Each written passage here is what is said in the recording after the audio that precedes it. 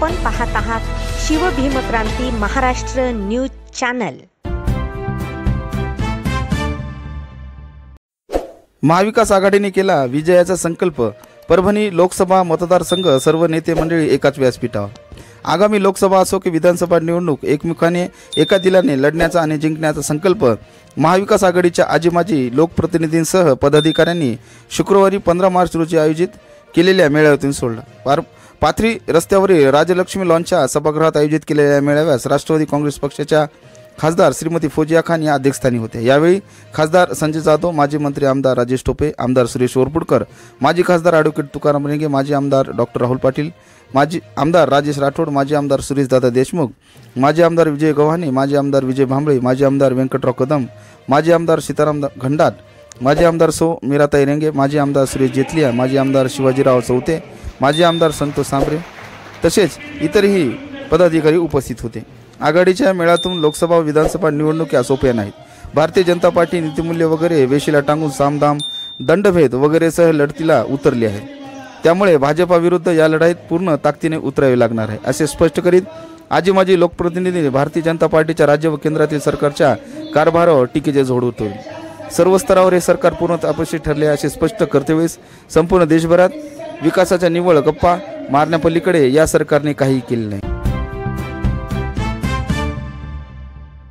यावेळी खासदार संजय जाधव यांनी आपल्या भाषणातून म्हणाले की 2019 निवडणुकीवेळी वेगळी वेळ होती, आता 2024 ची निवडणूक यापेक्षा सोपी नाही आहे। निवडणुकीत आघाडीतील सर्व नेते मंडळी आपल्या सोबत आहेत असे स्पष्ट करतेवेळेस सर्व नेते मंडळी एकमुखाने एका दिलाने विरोधकांचे 4 हात करीत प्रखरपणे लढण्याची गरज आहे। लढाई जिंकायची आहे, तुमच्याशिवाय ते लढाई होऊ शकणार नाही। तुम्ही आहात तर ही लढाई आहे, या लढाईत यश निश्चित आहे, परंतु त्यासाठी रस्त्यावर उतरणे, सर्वसामान्य मतदारांसोबत थेट संपर्क साधण्याची गरज आहे।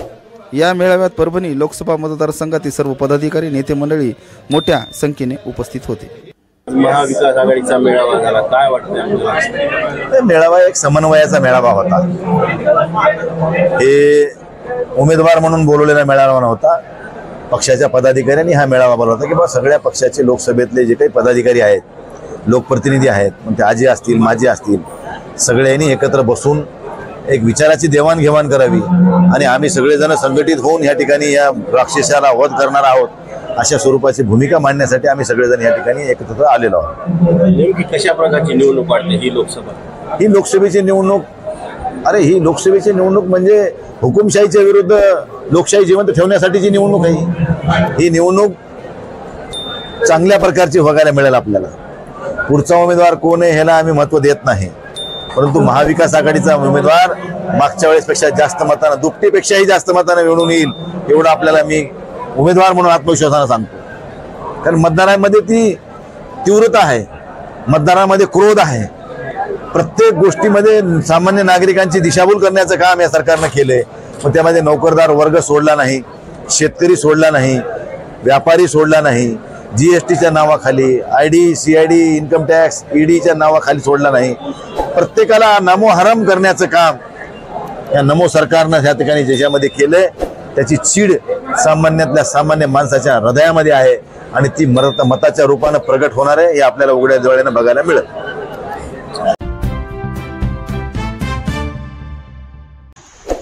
आज 14 मार्च 2024 रोजी पशुवैद्यक व पशुविज्ञान महाविद्यालय परभणी येथे केरळमध्ये झालेल्या हत्येबाबत निषेध दर्शवण्यासाठी काळी फीत बांधून विद्यार्थी व प्राध्यापक वृंद सर्वांनी निषेध दर्शविला आहे।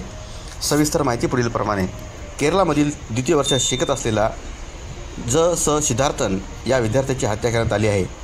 त्या लाजिरवाण्या कृत्याचा निषेधार्थ संपूर्ण भारतातील पशुवैद्यक इंडियन वेटरनरी असोसिएशन आज दिनांक 14 मार्च रोजी काळी फीत बांधून काम करणार आहेत। तरी तेथील सरकार कसलीही कारवाई करत नसून तेथील सरकारला विनंती आहे की ह्या विद्यार्थ्याला न्याय मिळवून द्यावा अशी मागणी आज करण्यात आली आहे।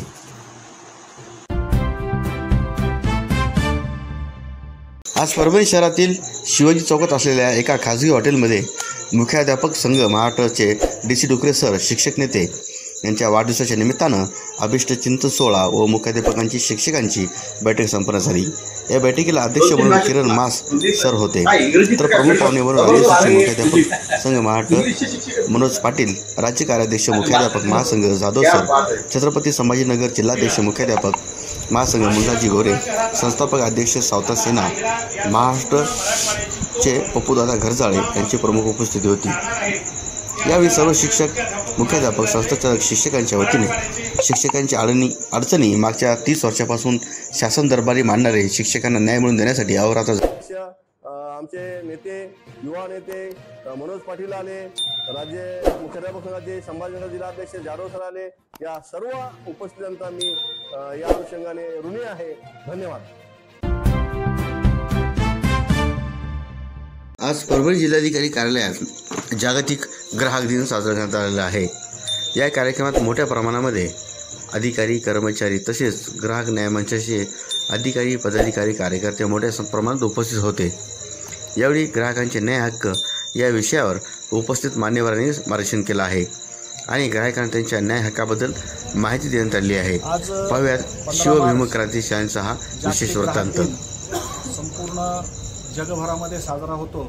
त्याचं कारण असं आहे की 1960ला अमेरिकेचे तत्कालीन राष्ट्रपती जॉन एफ केनेडी यांनी समाजातील ग्राहकांचं, म्हणजे प्रत्येक नागरिक हा ग्राहक आहे आणि त्या ग्राहकांचे हक्क अबाधित राहण्यासाठी आणि त्यांच्या हक्काचं हनन झालं तर त्यासाठी न्याय व्यवस्था उभा राहिली पाहिजे, याच्यासाठी कायदा करण्याचं प्रथम या विश्वामध्ये जर कुणी केलं असेल तर ते जॉन एफ केनेडी यांनी केलं। म्हणून आजचा दिवस हा जागतिक ग्राहक दिन असा साजरा केला जातो। आज दिनानिमित्त जिल्हाधिकारी कार्यालयामध्ये जिल्हा ग्राहक संरक्षण परिषदेचे सदस्य, अखिल भारतीय ग्राहक पंचायतचे सर्व पदाधिकारी यांची या ठिकाणी एक संयुक्त बैठक झाली। शासनाचे विविध विभागाचे पदाधिकारी, कृषी विभाग, अन्न औषध प्रशासन, RTO, पुरवठा विभाग या सर्वांची संयुक्त बैठक झाली की या जिल्ह्यामध्ये आजच्या ग्राहक दिनाच्या निमित्तानं या जिल्ह्यातील ग्राहकांच्या जागृतीसाठी, ग्राहक प्रबोधनासाठी विविध उपक्रम कशा पद्धतीने करता येतील त्याचा एक कृती आराखडा आज प्रत्येक डिपार्टमेंटकडून करण्यात आला। आचारसंहितेचं कारण असल्यामुळं सध्या जनजागृतीचे कार्यक्रम जरी होणार नसतील तरी आचारसंहिता संपल्यानंतर हे आज जे काही नियोजन केलेलं आहे ग्राहक जागृतीचं, त्याची अंमलबजावणी आचारसंहिता झाली की प्रत्येक तालुका स्तरावर असे ग्राहक जागृतीचे विविध कार्यक्रम होणार आहेत।